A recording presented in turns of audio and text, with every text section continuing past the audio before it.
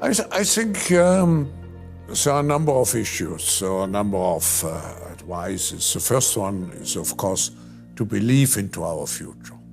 And the future is not happening. The future is constructed by us. It's us who are responsible for our future. That's what distinguishes us from, let's say, other creatures in the world. So that's number one.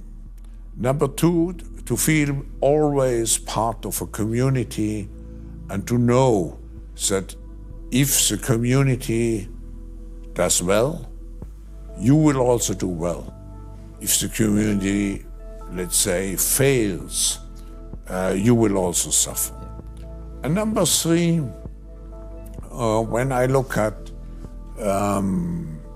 leadership, I think we call them global shapers, but in some way we want them to become global leaders.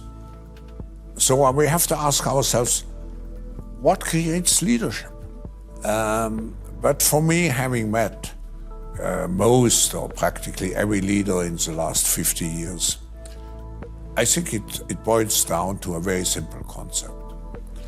A leader has to have brain, soul, heart, muscles, and good nerves.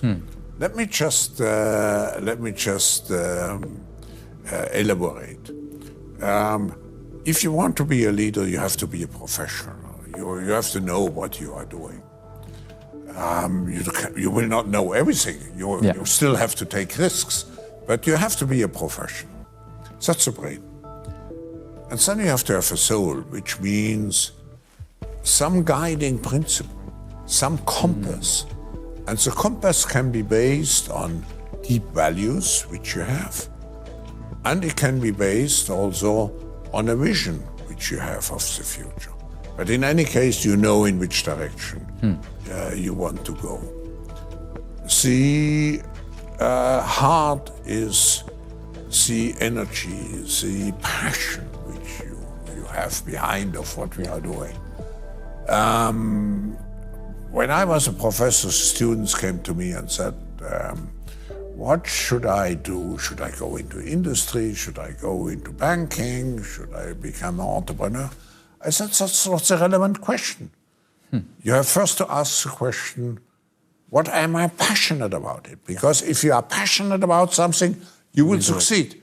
If you are not passionate, you will not only suffer, but you will not succeed.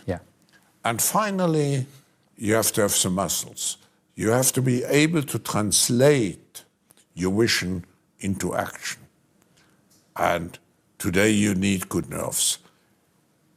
When I ask people who is combining all those five, the only person who really, in my opinion, in an optimal way combined all the five, brains, soul, heart, muscles, and good nerves, was Mandela. He always impressed me by bringing out all those five dimensions in his personality.